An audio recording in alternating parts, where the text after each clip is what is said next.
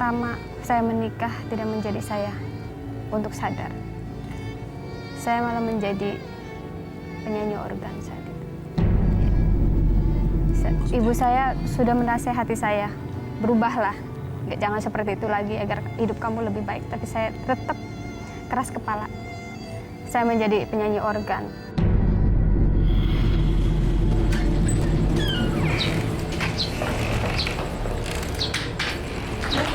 Kamu mau kemana, nak? Aku mau pergi, Ibu. Kamu jadi mau pergi? Kamu mau jadi penyanyi?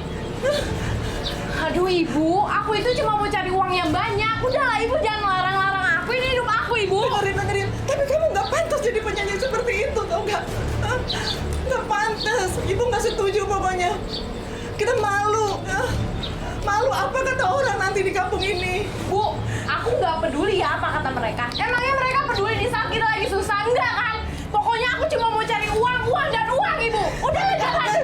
Kamu nggak kasihan sama anak kamu. Anak kamu juga masih kecil. Bu, aku kerja untuk dia juga. Nggak, pokoknya Ibu nggak setuju. Enggak, aduh, Ibu jangan larang aku. Ibu jangan larang aku. Ibu minggir.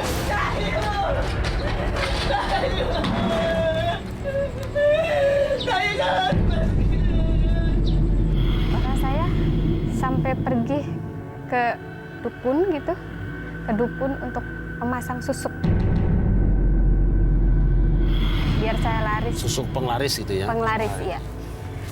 Biar saya banyak yang nyawer, biar banyak yang manggil saya kayak gitu. Dan pada suatu ketika saya manggung, ada seorang laki-laki. Dia suka sama saya dan dia sering sekali nyawer sama saya. Pada saat itu, saya pikir dia adalah orang yang baik, orang yang banyak uang dan bisa mewujudkan apa yang saya inginkan, apa yang saya bisa membuat saya bahagia. Dari mana ada pikiran bahwa itu laki-laki yang baik sedangkan ketemukannya di tempat yang tidak baik? Iya, saat itu saya emang benar-benar tidak berpikir sehat. Iya, tidak pernah terpikir kalau ini adalah tempat yang tidak baik. Yang saya pikirkan adalah saya cari uang yang banyak. Mungkin godaan kemewahan itu Pak Kiai yang bikin dia buta. Dia beranggapan bahwa laki-laki itu adalah yang paling sempurna karena dia punya segalanya dalam hal materi.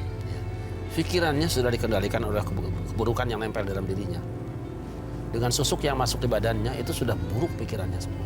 Sehingga warna merah bisa jadi hitam, hitam bisa jadi putih, dan seterusnya. Buruk kelihatan baik. Wahum yahsabuna annahum yusiruna sun'a. Mereka mengira ayat ini, alladzina dhalla sa'yuhum fil hayatid dunya wa hum yahsabuna annahum yusiruna sun'a. Orang yang tersesat jalannya tapi masih mengira bahwa itu perbuatan yang terbaik. Bayangkan ketika sudah masuk susuk di tubuhnya, semua yang baik menjadi buruk, semua yang buruk jadi baik. Dan ini adalah dikendalikan setan sebetulnya. Lalu apa yang kita lakukan harusnya Pak Kiai biar kita nggak bisa tertipu dengan calon pacar kah atau calon suami kah gitu? Gimana cara bisa kita Banyak tahu? orang yang membungkus emasnya dengan sampah-sampah supaya tidak dicuri orang. Tapi banyak orang yang menjual batu kerikil dengan bungkusan kertas emas supaya dibeli orang. Ini jangan tipu daya. Jangan lihat bungkusnya. Ketika bertemu seorang laki-laki tidak langsung jatuh cinta di tempat, itu bahaya sekali. Lihat keluarganya, tanya tetangganya, pelajari dengan baik. Tidak langsung begitu saja. Beli barang tidak cukup peta dengan kalengnya. Nah, selama ini banyak orang yang jatuh cinta di tempat-tempat tertentu, kemudian cinta itu dibawa pulang dengan sebuah keyakinan tanpa dia tahu seperti apa sebenarnya dia. Ya, penyesalan selalu datang terlambat memang.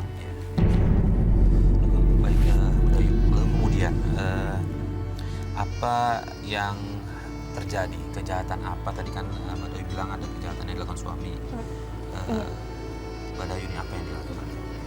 Setelah saya menikah dengan dia, saya pikir dia itu orang yang baik, yang akan bisa membahagiakan saya. Ternyata itu semua salah. Dia orang yang sangat jahat, bahkan lebih jahat dari setan. Apa yang dilakukan? Dia manusia, tapi berbentuk iblis yang berbentuk manusia. Dia sering menyiksa saya. Bahkan saya pernah dikurung di rumah, nggak boleh keluar oleh dia.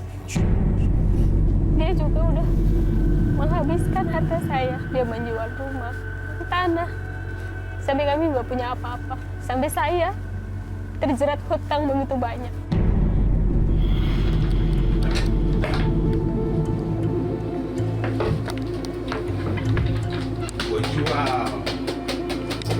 Jangan ya, itu punya ibu.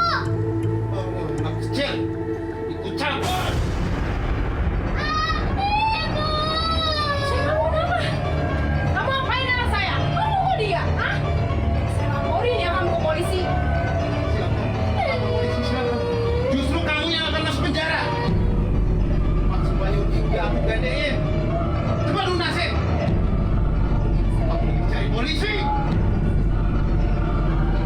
Dan tau gak sih?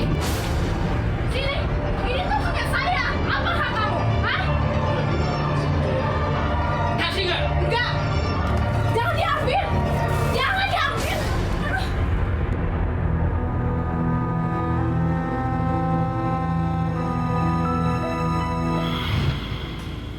Dia juga tidak pernah sayang sama anak saya. Bahkan anak saya pun dia jahatin. Anak saya pun dia marah-marahin. Itu yang membuat saya begitu sakit. Ya mungkin karena dulu kita memilih dia berdasarkan nasihat hawa nafsu. Nah sekarang hawa nafsu suruh beresin tuh kalau bisa. Kalau kita kawin dengan perintah Allah, nanti Allah yang beresin. Tapi karena nafsu, karena syahwat, tagih nafsunya, tanggung jawab dong. Kan gitu. Kan tidak bisa nyatanya. Saya tidak akan melihat dari sisi suaminya yang buruknya, tapi tetap kita akan melihat dari sisi di mana kita mulai berangkat tadi ya. Sekarang suami masih ada? Saya tidak Atau sudah tahu. berpisah? Karena saat itu saya sangat banyak hutang.